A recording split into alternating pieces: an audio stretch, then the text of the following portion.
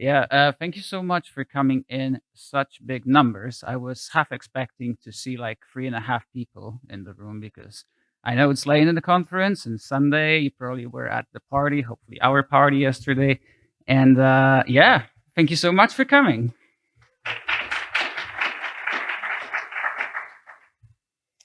So I'll have the pleasure of sharing with you a little bit of a retrospective on our studio, Robot Gentleman's journey throughout the last 10 years, 11 years actually, to be honest, because we had our decade celebration of making games last year. But that extra year, I think, is worth it because it added a bit of an extra flavor that you'll find out will also be included in this talk. So let's get started. So to start with, kind of very short introduction. Who is Robert Gentleman? A common misspelling of the name. You'd be surprised how many people actually make that mistake. So Robert Gentleman, depending on who you ask, is an independent game studio based here in Poznan, which was founded in 2012. And ever since we started our creative journey into creating games, we've been creating games that we believe are pretty story rich. We believe are pretty immersive. We believe are quite genre bending and in a way experimental as much as the medium allows. We like to break a lot of boundaries, both in terms of creating our games in the medium, but also in terms of how we handle ourselves as a studio, how we conduct our recruitment, our business, and most of all, how they appear in public. Hence the top hats, hence the outfit. But I think a lot of people might associate us with also something that I value very much myself as the studio founder and creative director, which is the fact that we are independent, fiercely independent. We've been independent since 2012. We remained independent for these 10 plus years, and we intend on remaining independent for as long as we can, for as long as we exist, if that is possible. Now, this retrospective could be pretty much finished in one slide if I was a bit of a maybe a cynical person, or if I listened to some naysayers that summed up what Robot Gentleman is in a very simple way, which is, why can we continue to exist? Why can we continue to boast that we are independent and do things are like we want, the way we want? A lot of people think that it only boils down to a single instance, single event in our history, which is releasing a game that became a bestseller, and that is 60 Seconds back in 2015. And it is true that game was a success that we didn't anticipate. It's a game that allowed us to earn quite a bit of money, which allowed us to function. But it is absolutely false that this one success is the only reason why we exist, why we are independent, and why we thrive as a studio. It's a very simple answer to a complex question about how do you function in this very competitive environment that is the game industry. How do you continue to function for many years? How do you build a team that doesn't fold after a few years or with your next title, which maybe isn't as successful as your first title? So apart from sharing our experience as a studio, I will want to venture a little bit into these challenges that we encountered and how we handled them, and the fact that money from 60 Seconds alone is not something that made it possible for us to exist and for me to be able to talk to you today. There are quite a few more reasons. There are quite a few more things that happened that we did or that we didn't do. I'll try to provide the answers to you. We'll see if they're convincing. You tell me. The talk will be divided into 3 stages. The first one will be a bit of a background so that you get the full picture of the story of Robot Gentleman, how it came to be, what happened in the early days of Robot Gentleman, what happened when we released 60 Seconds, and later what happened in our, let's say, more modern history. I'll then delve into all those adventures and misadventures that I feel are very relevant to our history and to our experience as game developers and as a studio as a whole. And finally, I'll, based on what I discussed in the first and second parts, I will talk to you a little bit about what our philosophy is and why I think this philosophy allows us to continue our existence, continue us developing games the way we want, the way we like. So I like to divide things into acts, sorry. So it's always an episode, an act, a chapter, or something. I think it helps structure thoughts and whatnot. So the story will be told in, I could say our story is divided into 4 segments. The first one is the early origin days before we released any games, when we were just trying to find our way, when we were starting out. The second part is 60 Seconds, our first release and our success. The third part is our attempt to move on from 60 Seconds and trying to develop our second, third, even fourth project, as you will find out, and a batch of other things that happened in the meantime. And finally, the 4th episode will be the most recent part of our history, which is 2020 up till now, which was very much informed at what happened, let's say, in episode 3. And as a special bonus for you, because you came, you get a surprise. There is one extra episode that I did not anticipate when I was proposing the talk and when I was envisioning how it would flow last month. But things happen quickly in the games industry, so there's a special bonus. Episode 1, 2012 to 2013. The 2012 date for starting Robot Gentleman is a bit... it's a date we agreed on because that's when the business was officially started. But the truth is, Robot Gentleman as a concept existed before that. I initially founded Robot Gentleman as a solo developer while I was still involved with the AAA games industry. I started my game dev journey at Lionhead Studios in 2009, working on Fable 3 as a gameplay programmer. And then I later joined CD Projekt Red, working on the Witcher 3 and the AI for Witcher 3. But by the time I was at CD Projekt, I actually already realized that while I really enjoy working on AAA titles and being part of a specialized, very talented team doing incredible things with these titles and with these worlds, there was something missing. I was a bit of a all-around person, I should say. I was interested in many different things. So while I self-identified, I still self-identify as a programmer, and I'm trained as a programmer, software engineer. I really liked the design part. I really liked the writing part. I really liked the way I could handle the creativity in terms of holistically creating an experience that is a game. So I was thinking of creating my own games. I wanted to try that. And Robot Gentleman, which wasn't called Robot Gentleman at the time, it was just No Name Studio, was getting there, somewhere growing in my head as an idea. This is our first logo, which actually was created even before Robot Gentleman was officially founded. Better yet, our first project, because we had projects before 60 Seconds that you can still find screenshots around, but they never came to be, never were launched. The first project, called Intrigue, which you can see pictured here, was a pretty nifty, I think, card-like strategy game about plotting against other members of the royal court. This was envisioned back in 2010 after I finished my work at my contract at Lionhead Studios.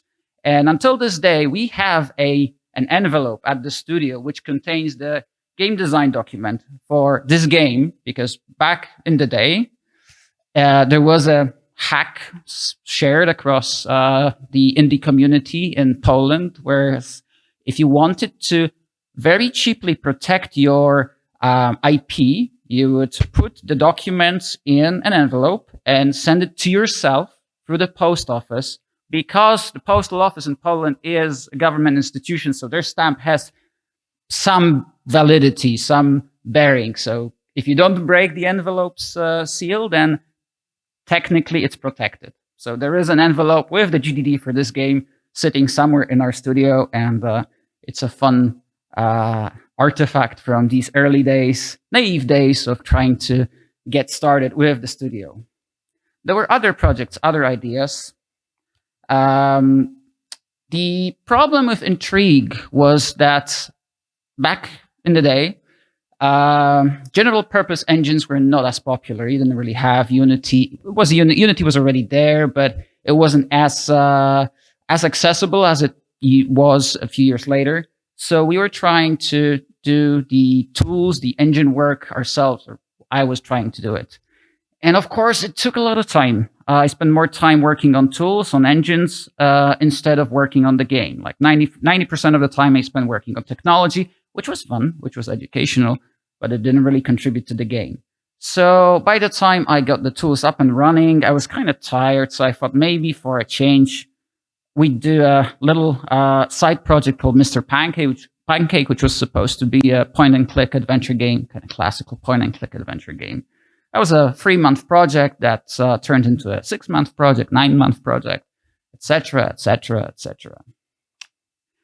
I was initially alone on this journey with a friend or two popping by, but I always wanted to work on this vision of mine for the studio with a longtime friend of mine, Juliusz, who was eventually convinced to put his time and put his mind into making games. And that was, I think, what made Robot Gentleman a reality. Because despite the fact it already existed in name, in a crude logo that I drew, and it was even registered, there was a piece missing. And that piece was someone with Juliusz's resolve, but also someone with Juliusz's art talent, which I completely lack. But of course, as I mentioned, I had the issue of focusing on technology rather than games, which I wanted to get away from, but it was just not really possible at the time. Until we were able to find our way into Unity. Around 2013, 2014, there was an idea on making this little side project to experiment with an alternative tool that was Unity at the time for us, and to see if it would be a good fit and if it would speed up our development process. And we thought of 60 seconds. The initial concept for 60 seconds was pretty consistent with what we ended up with, which was, what would you do if you knew that the world was going to end in 60 seconds? And we translated this very directly into this scavenge portion of the game, where you try to scavenge your supplies and rescue your family members so that you can survive the impending apocalypse. And of course, 60 seconds didn't look like here initially. This only came later. Initial experiments with 60 seconds were something more like this.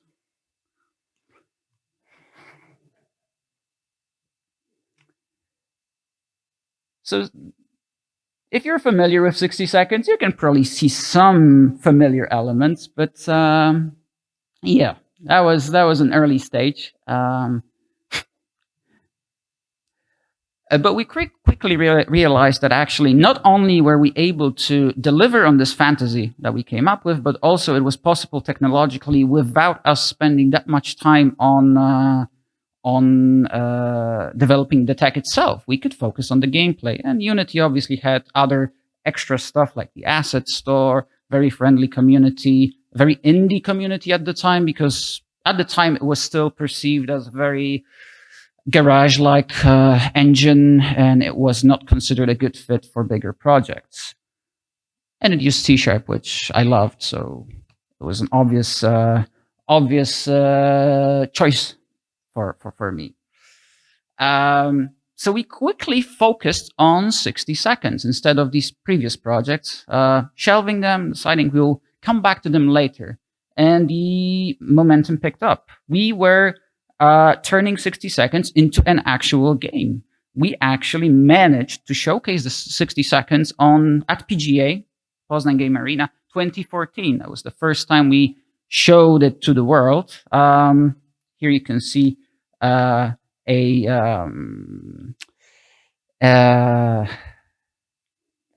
person who was brave enough to face the challenge of scavenging. That person is actually a friend of mine who joined the studio not so long ago. For 4 years ago, time flies by quickly. So he's with us at Robot Gentleman right now, but back in the day, he was just enjoying 60 seconds as a player.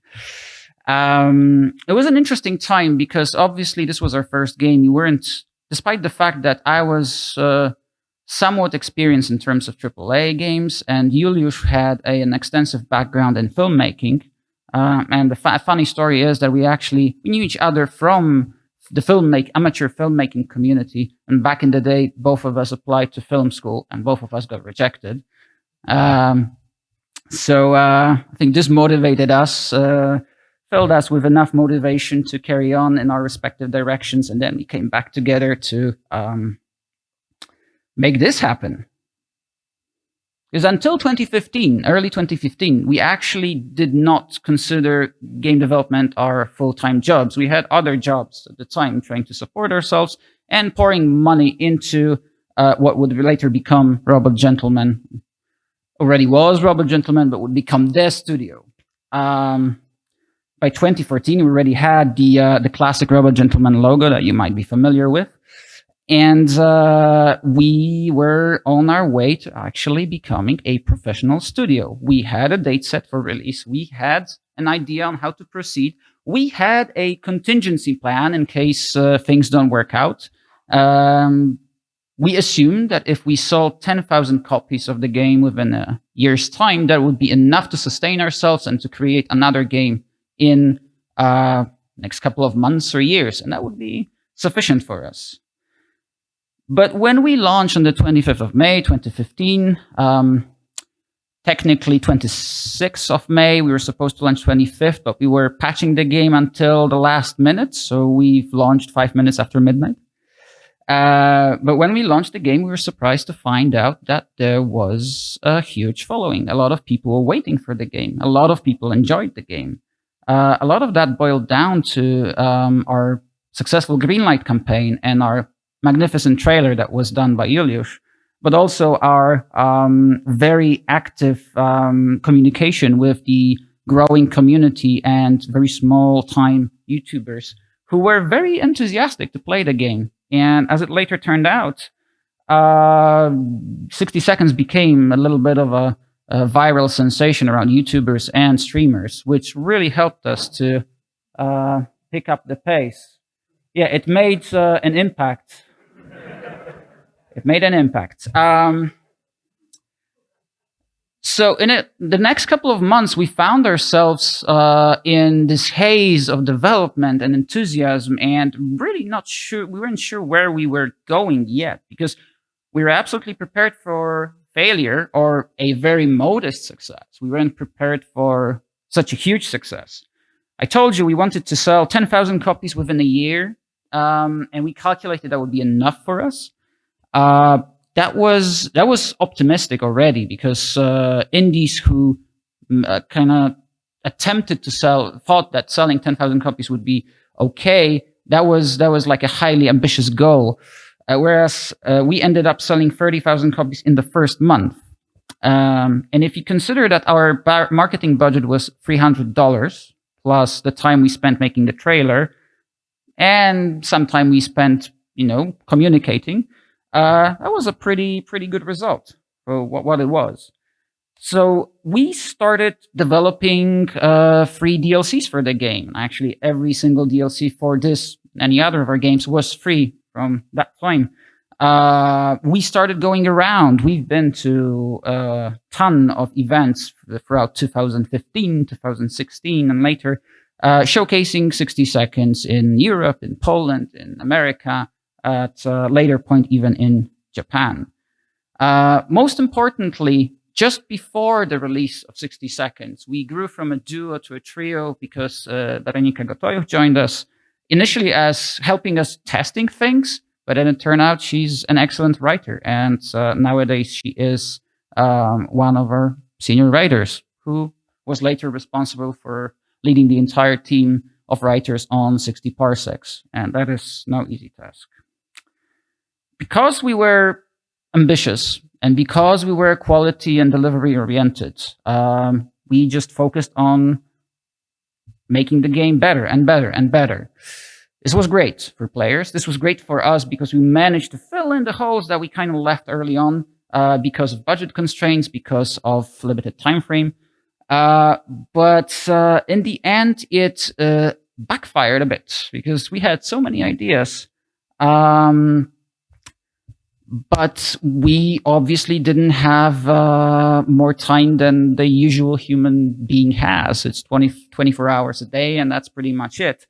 And of course, we wanted to keep on creating stuff for 60 seconds, but we also wanted to create our next game and the next game, hopefully. So we quickly realized, first thing was, we can't really spend all the money that we were able to get. At the same time, we weren't able to proceed from 60 seconds as the team that we were, 3 people. So our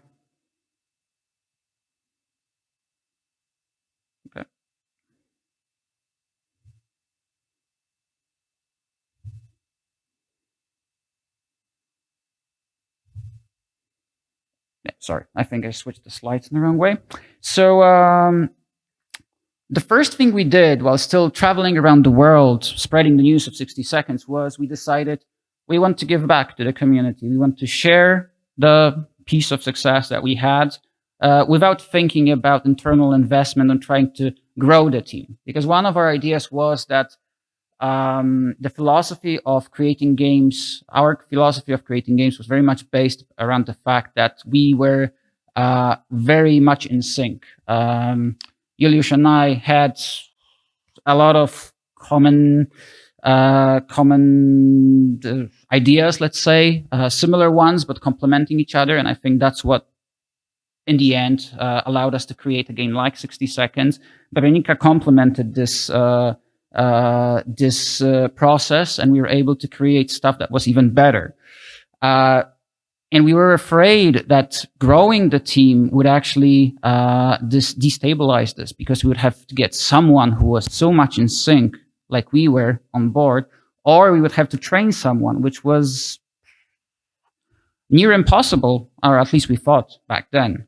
So we concentrated our efforts on other endeavors while still trying to develop games ourselves in the trio.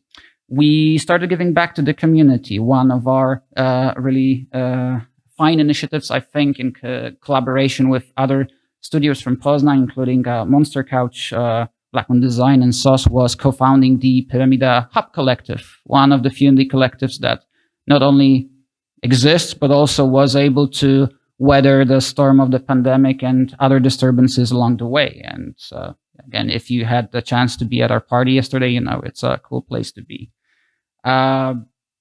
We were involved in a number of game dev events, supporting jams, supporting lectures, supporting more specialized events, and even supporting a lot of different art events like the Malta Festival in Poland, which at a certain point in time, which I believe was 2017, was denied funding from the government on political basis. So what we did was we actually granted them quite a big portion of money so that they could organize their 2017 edition.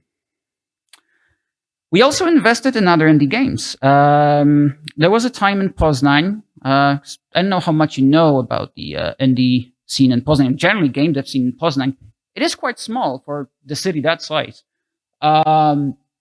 So there was always a number of indies. So, for instance, Blackman Design I mentioned and SOS have been operating in Poznań way longer than us, and they've been the staple of the game dev community here.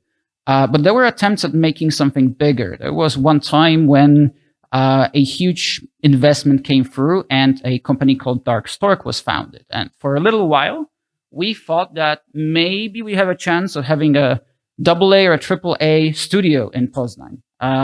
Sadly, this never came to be because the investment folded, and all the developers in that studio were left on their own just overnight. They were communicated that the studio is no longer operating and they can go home. That included people who were brought in from foreign countries, so that was a bit of a dick move, but that's what investment people often do. So what we've done back then, being fairly reactive and radical, was we thought, okay, we've got a bunch of money saved from 60 seconds. We can spend it on our own.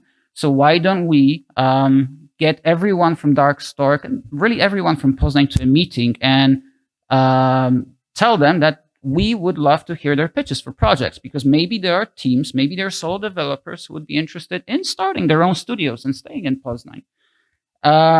In an interesting twist of fate, no team that pitched us from Dark Stork really had a solid plan, so they kind of dispersed.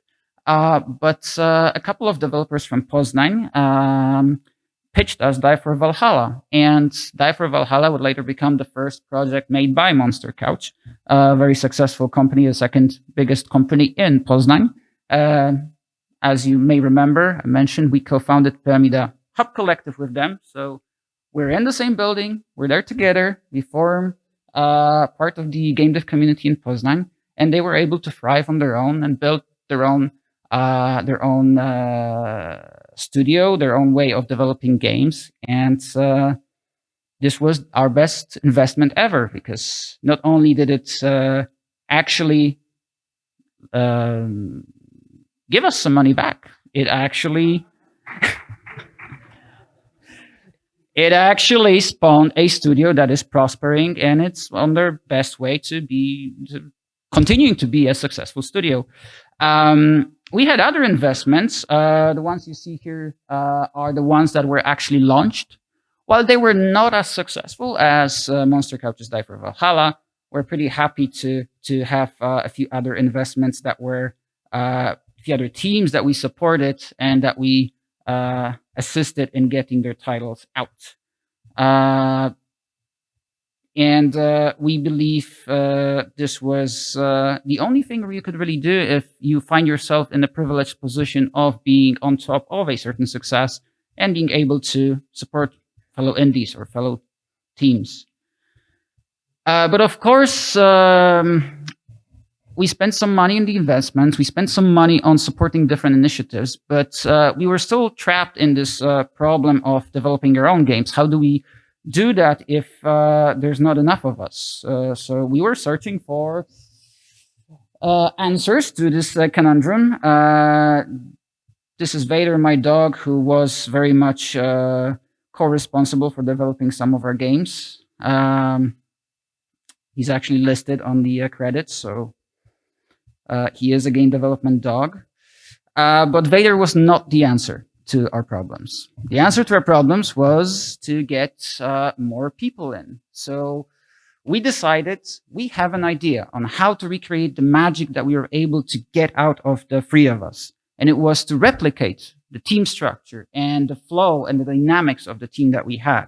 We wanted to bring in a designer, an artist, and a programmer, and get them to work parallel to us on a new project, so that we could assist them, support them, coach them, but not necessarily direct them as such. They weren't supposed to be a team that would be under us. They were supposed to be a partner team, so that we could develop at least two projects in sync and support each other, especially if it came to common problems that we might have been facing or they might have been facing.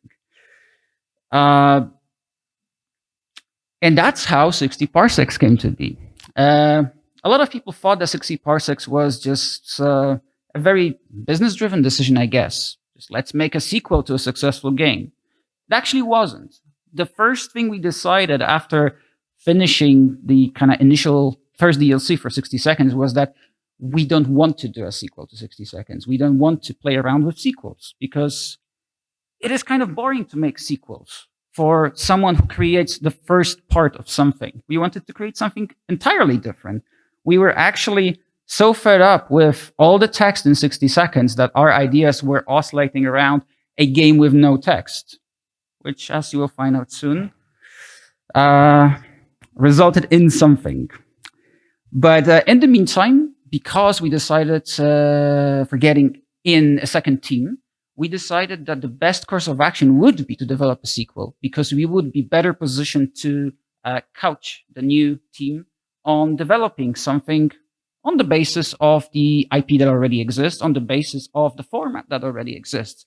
They would be able to, get their confidence, get themselves integrated into our culture, and then we would be able to create more exciting things in the future that will be maybe completely different for each of the teams. That wasn't easy. Obviously, our initial fears of trying to get in sync materialized. It was not easy to just get a team in of 3 people that didn't know each other before and get them to have similar dynamics like we did. Of course, we weren't that naive. We didn't think they would be clicking instantly like we did after knowing each other since birth or for 20 years, like I did with Juliusz. But still, we thought it would be doable, especially with our assistants. This proved to be much more difficult than we anticipated. The further we got, the more distant the end goal became. The budget originally envisioned for 60 parsecs was bloating. The deadlines that we envisioned were getting pushed and pushed. The quality of what was produced was not what we expected. In the meantime, we, as the original team, Juliusz, Veronika, and myself, we wanted to create a different project. Remember I mentioned we didn't want to make a game with so much text as 60 parsecs? So we came up with a cinematic platformer called Stray, with a dog, not a cat. Yes. So we announced it with a beautiful trailer back in 2017, I believe. Here's some backstage pictures from filming that trailer with actual dogs. This is the Stray. This is not Stray. This is what we ended up with in the end in terms of the project. Because Stray, sadly, did not win the competition with Parsecs, let's say. What happened was we were busy with Stray, and there was a lot of work put into Stray. But 60 parsecs was struggling, and we knew we wanted 60 parsecs to be done so that the second team would have the experience needed to close a project, to be able to get in sync with the rest of the team, us. So at a certain point in time, we decided that we need to shuffle all of our resources to 60 parsecs to finish it and to, well, turn it into a success story. And Stray was left to be done after 60 parsecs, which in retrospect was, you might say, a mistake because it didn't get finished. But it did allow us to finish 60 parsecs. 60 parsec was originally envisioned as a multi-platform launch. It was supposed to come out way sooner than it did. It was supposed to be bigger than it was. And we failed on multiple fronts to deliver on what we envisioned. It still came out as a really good game, pushing the boundaries of what we did with 60 seconds. So we were pretty happy with the title, but we were not happy with the results in comparison to what we planned for. Also, we actually, and this is an interesting trap, when you're working on a restrained budget like we did with 60 seconds, we had to be very clever in terms of marketing, in terms of development, allocating our resources. And that's, in the end, ended with us getting 60 seconds out. With Parsecs, because we had a bigger budget and we had more opportunities to use that budget for the benefit of Parsecs, we spend more money in Parsecs, both in terms of internal development budget, but also external outsource as well as marketing.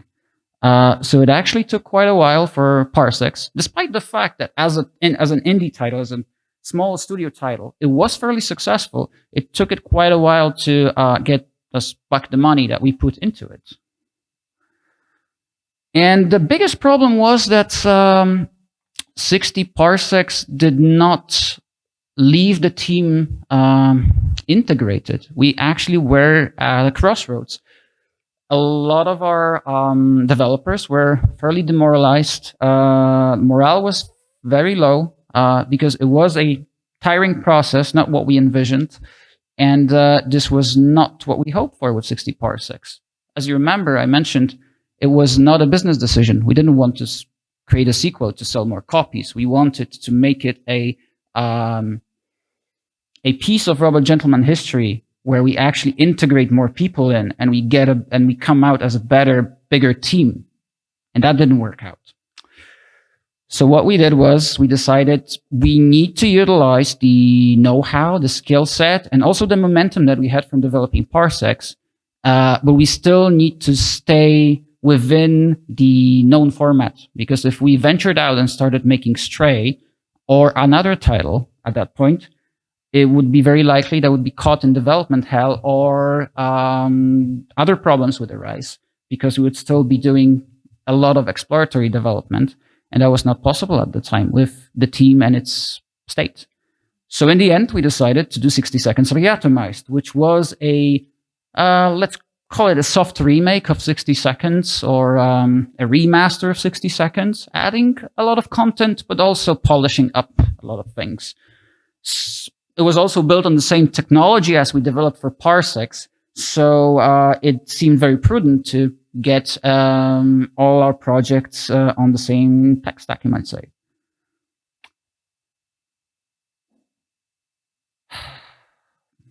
It was released in 2019, so you might see that I kind of do a little bit of a jump here, because it was a weird time, 2019, 2020. 60 Seconds Reatomized also took more time than we envisioned it would take. But it was released in July 2019, and it actually achieved some of the goals that Parsecs didn't. We had a better morale. We've met the objectives in a more efficient manner, you might say, but it still didn't save us from actually integrating the team, from having the team dematerialize. Some of the team members were tired of the 60 series and left. Some of the team members were reassigned from one project to another, and we were caught in a bit of a chaos. And we realized at that time that we were making one huge mistake in terms of how we proceed as a studio. We were still caught in a very garage mindset, which was great for offering games, for creating a coherent vision and a strong direction. However, it was not great for leading a studio with more people than, the original 2 or 3. It was not contributing to the development of the studio. We had project focus in mind, but the studio was left in this bit of a let's call it void, where it was very much dependent on how projects went. We didn't focus that much on developing the studio itself. And in the end, this came back to bite us. That was roughly when we realized that studio is a project. It's very much similar to running a game project. It's different, but it's also a project that you have to commit resources to in a very specific fashion. So we did a few things. We started doing a few things back in around 2019, 2020 to make this happen. We started organizing and restructuring ourselves. We started delegating things in a different way. We started positioning specific team members in lead or directing positions so that they would be able to best utilize, best guide the rest of our developers to mitigate some of the problems that we had in the past. This allowed us, I didn't actually comment on this, but as you saw perhaps in each episode, I actually I have written out how many people were involved at the time in Robot Gentleman, but also how many releases we had. And as you can see, in the past 3 years, we had 12 releases.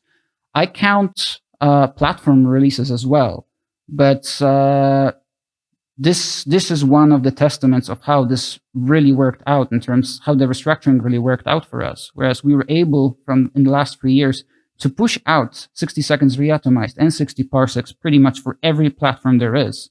Before that, I'll go back, but before that, we were only able to do 3 ports, and for Switch, for iOS, and for Android. And only one of these was done internally, so the Switch port, which we were very motivated to put out ourselves because it was the first Christmas for Switch, and we were able to do that despite the fact that the time was very short.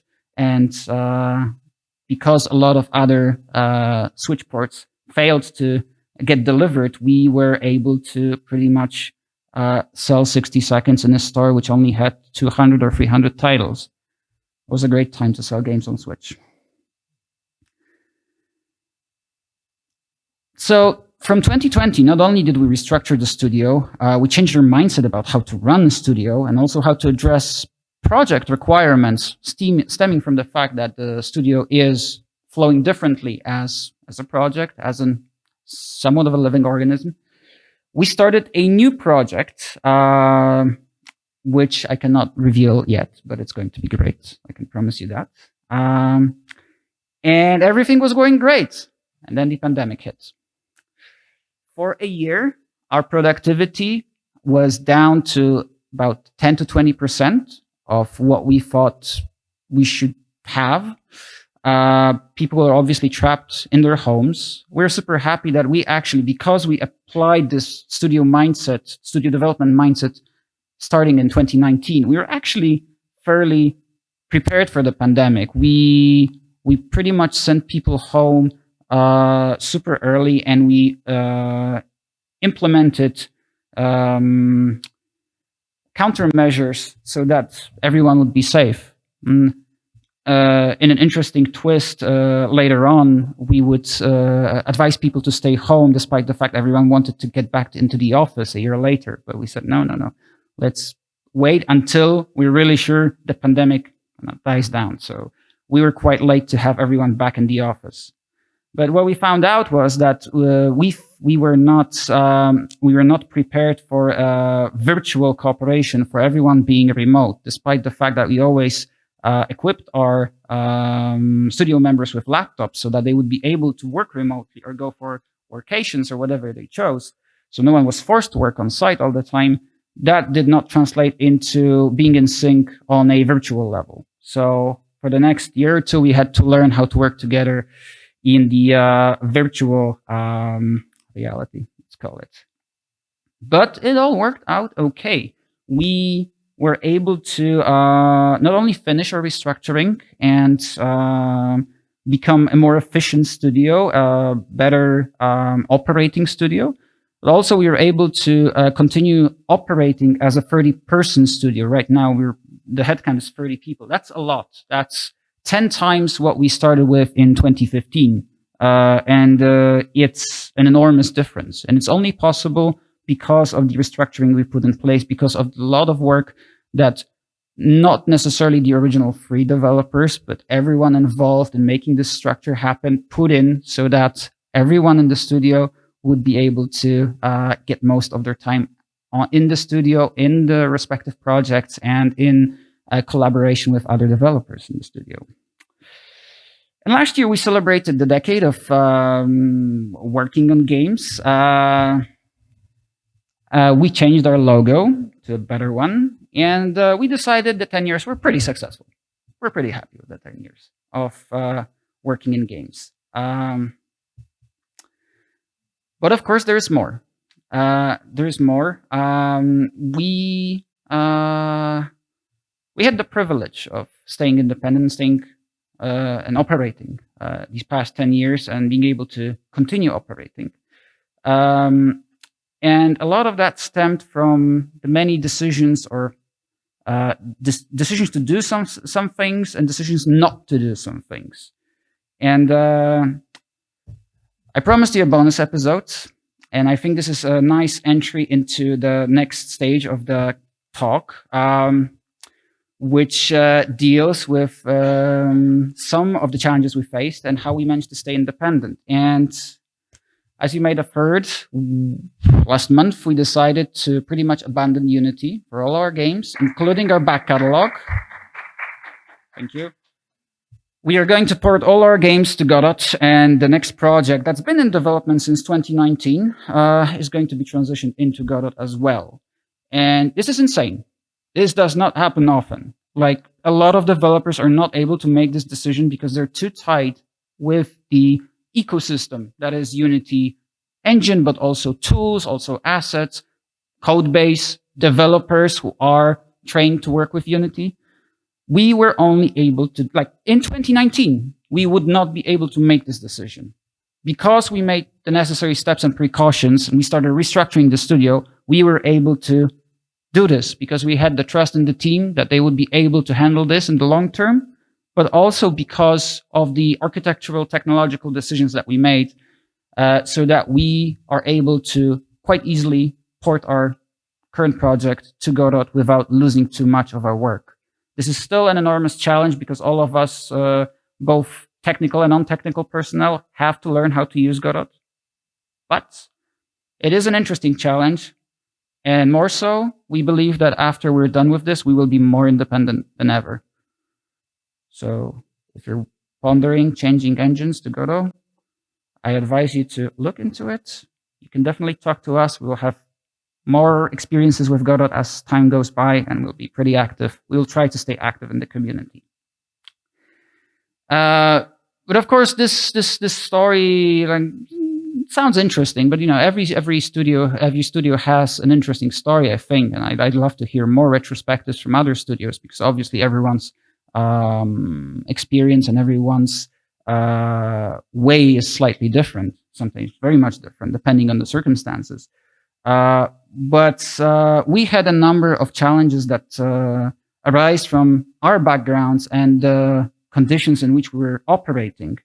And a lot of this boils down to the original structure of the team, which was 2-3 people operating in a very garage mindset, where we believed to be authors, making games like artists. We were not building a business, and we never thought of creating games within Robot Gentleman as business. Our end goal is to create games, not to create a business.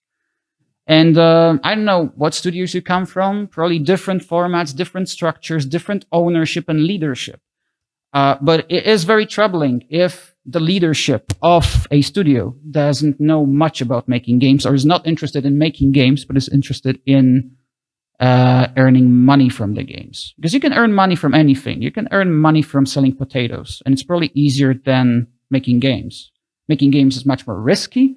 It is very subtle because there's a lot of very soft problems and challenges that you have to face, ranging from the quality issues of projects themselves to your team, which has its own requirements, its own set of conditions, problems, and flow that is essentially different for any game studio.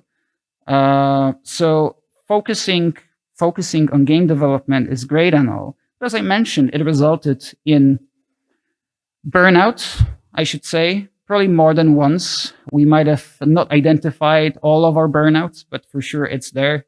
I'm half dead inside most of the time.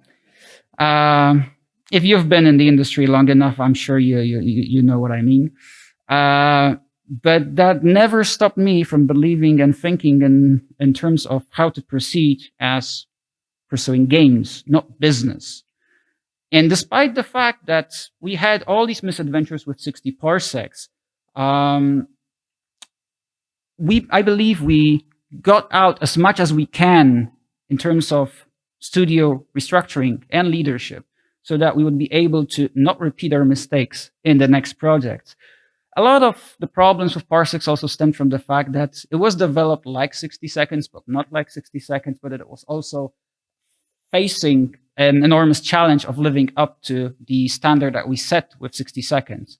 And it, while it surpassed quality in terms of the technical quality of the game, it did not surpass the vision quality. And that was purely because 60 seconds was made by 3 people who were very in sync, and 60 parsecs was done by a team of up to 15 people plus external outsource. So there was so many opportunities to just fly out of the perceived anticipated path that it was practically impossible unless we had incredible experience in leading a team, and we didn't have. It was a learning experience for all of us, and there was a lot of troubles in terms of how we managed our teams. Mentioned quality standards. That's a big thing because people right now complain a lot that selling games, making games is more difficult than ever because there is such an oversaturation in the market. There are so many games, and getting people to notice your games is difficult. And that's true. The marketing part, the visibility part is way more difficult than it was when we first started. However, the technological part of delivering a game, of creating a game, is easier to achieve with all the tools that are available, with all the information that is available. Getting into industry is easier. Starting your studio is easier. Making your first game is easier.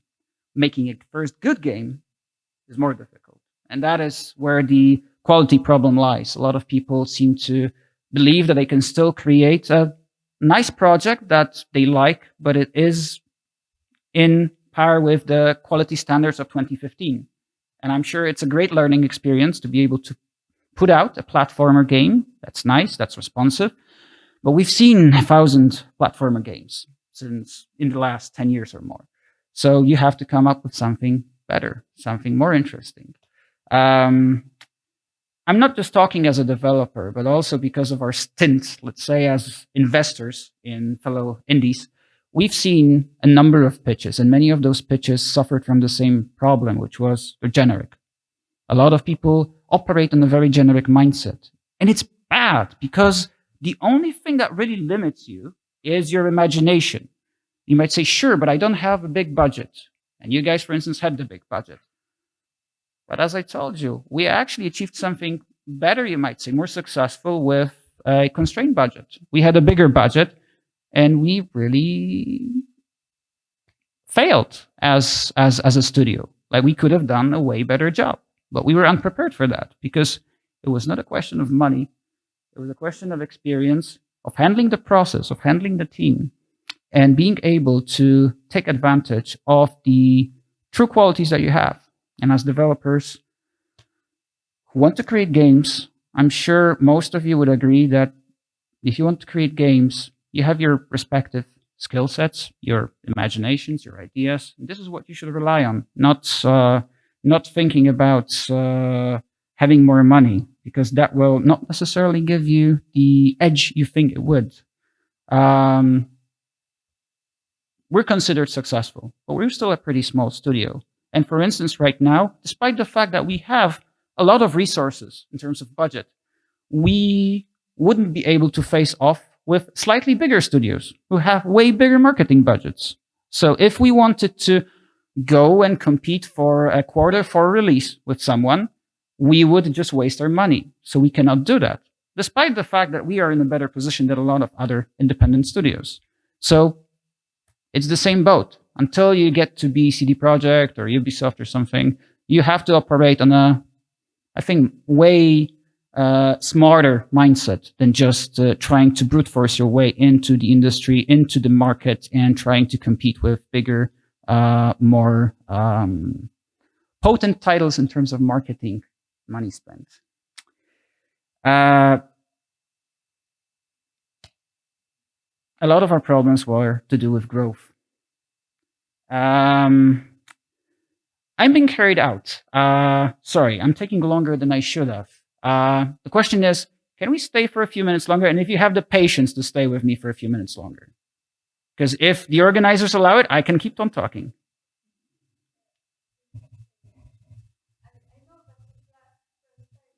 Yeah. Okay, I'll try to wrap it up. Try to go quickly. Thanks. So obviously the biggest challenge was what we achieved in the 10 years of growing from a small garage team to a 30-person studio. This is a completely different mindset. And because, as I said, for a long time we operated on this garage mindset, we made a lot of mistakes in handling the team. I'm hoping we fixed all of that by now. But definitely it is something to consider for anyone who thinks of scaling their team up. If you compare our photos from different years, you can see like 2014 was just the two of us, 2015 was the three of us, and then suddenly it becomes bigger and bigger and bigger and bigger. It's a lot of people, a lot of different perspectives, a lot of different ways to handle development, a lot of different specialties, backgrounds. You have to think about all of that. You have to consider all of that when not only running your projects, but also running your studio. We thought we're doing things the right way, by the way, because we didn't jump, instantly. With all the budget that we had, we could have scaled to 30 people in 2015 or 16. And we didn't want that because we knew this would lead to a disaster, because we knew we couldn't handle that. And we thought that actually by adding people, 3-person mirrored team, then 1 or 2 people, marketing there, production there, that was okay. That was organic growth. It kind of was, but it wasn't, as it turned out in the end. I'm hoping that what we're doing now is more of an organic growth. It seems to be working. So I think we've managed to get the formula right this time. But it is key, organic growth. Not because you have the resources to suddenly dump 50 developers into your lab. Because if your next game falls, and if we would have dumped 30 people in the team, and then had the same result we had with Parsecs, we would probably have to scale down. And the great thing about our team is that we always try to keep it intact. We don't scale down. Some people rotated and left, but we never really cut the team because of problems with finances, with budget, or because there was a problem in terms of the projects. And a lot of problems stem from the fact that, more people means this extra connectivity, this network of communication between the leadership and all the developers, but also developers themselves. It's not only about being in sync, but just being able to communicate between each other. And how do you get that intact, especially if you have a very specific culture to think of? And we do. Because we have a set of requirements, we have a set of ideas on how our development team should function, what projects we should do. And this very much narrows down, narrows down our recruitment prospects, because not everyone is a good fit for the team. And we know for a fact that if someone is not a good fit for a team, it will lead to them being unhappy and us being unhappy. So there is a lot of work put into on our side to make sure that people who join Robot Gentlemen are the best fit, so they actually are happy with us and stay with us for a long time. And this is our goal, to keep people with Robot Gentlemen for as long as we can, not by force, obviously, but by convincing them that we're making cool things and they can make cool things with us. And we've been able to achieve that with some people. So we're, fingers crossed, we might be able to do this in the long run. And as I mentioned, a lot of our recent successes with making this happen, actually making sure that the studio is sustainable and can remain operating for a longer time, not just for the next project, is that we treat the studio as a project. We have dedicated top men, top people working on this. It's not just an extra administrative duty that is on top of our development responsibilities. We're treating the studio right now as we would treat a game that we believe in, that we want to make the best in terms of quality, in terms of our vision. And while, of course, you still need to remember about the project, and our approach is very much project first, because we want to deliver quality projects the way we want, the way we envision them, it is important to note that studio has to be taken care of very much like a project, and you have to dedicate enough resources to that. It's not just a business. It is a living creative organism. It has its requirements. It has a specific mind of its own, and you need to be able to tend to that. And some people have the skill set to do that. Unfortunately, I don't have a good skill set to do that. If I was to do this on my own, I would have failed miserably. And that's why I'm very grateful to all the team members that assist us in actually making this happen. And it's not a one-person job, by the way. It requires constant work from a number of people. It's obviously different for each structure, for different structures of teams. It works for us. Maybe you have a magician in your midst who can single-handedly do this. Maybe it is your founder, your studio director, or whatever. But you need a very special touch, a very special approach to the studio to make it happen, to make it operate for longer than a project or two. And a lot of the things that I said pretty much translate into how we conduct ourselves as a studio. What is the way we operate as Rebel Gentlemen, and why I think this makes us quite a unique example of a studio. Unique definitely in terms of the fact that we were able to survive 10 years, and it seems like we're on our good way to survive another decade, fingers crossed. A lot of that stems from the fact that we are now able to position very good people with who are able to direct just the right faucets of development of the studio, of the projects in the right places. But as well, we don't compromise. This is an important thing. I actually had a talk about this once in relation to the projects, but this is also something that we do with the studio.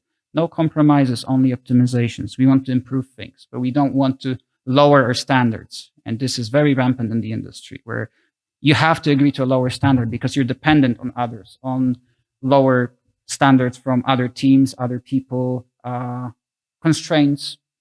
You don't want that. You want to avoid that as much as you can. And because we are making games, not a business, that's where our priorities make it possible to work like that. Because we were able to achieve this very fine balance of organic growth, committing to both the studio and our projects. I think this is possible for us, combined with the high standards. At the same time, and I would like to, this might sound a bit like self-praise or something, but I think this needs to be said because I'm still surprised that a lot of studios don't follow through with that. When you recruit your people, because we take a lot of care in recruiting our people, because like I said, we want the best fit possible, you focus on this recruitment very properly. You pay for the recruitment tests. You don't let people waste their time for nothing. You actually get back to them. You communicate with them, and you take the effort and time to actually make sure that it is a comfortable process, both for you and for the developers who are applying. You should compensate your developers well and try to do that as much as you can. We'd rather sacrifice things on a different level than sacrifice compensation for our developers or our team, as a matter of fact. Like I said, we don't cut our teams based on problems with projects or the studio. And I would urge you to always prioritize this for yourself. And obviously, a lot of that stems from the fact that we arised as a garage studio. And despite the fact that we had to restructure our flow of handling the team, we still believe that we are on this game development journey together. And an important thing here is partnership and trust. And this is what we want to have with all of the members of our team. And we want not only to trust them, but also to give them enough independence so they can thrive while operating in the safety net, safety format, and within the vision of the studio that hopefully empowers them and does not constrain them. And I told you a little bit about how committed we are to the community and doing a lot of different things. Most recent one being the Godot, joining the Godot community, where we will be actively contributing to the open source software, both in terms of finance, but also technologically. And to finish off, I promise this is the last couple of slides. I mentioned that a lot of the reasons for independence stems from the fact not from what we did, but also from what we consciously decided not to do. And while there is no silver bullet for assuring independence for every single studio, there is a couple of things that we did by not doing did very right. You need to have a vision. You need to have goals for your studio, long term and short term. If you don't have them, you're flying blind. That's not good.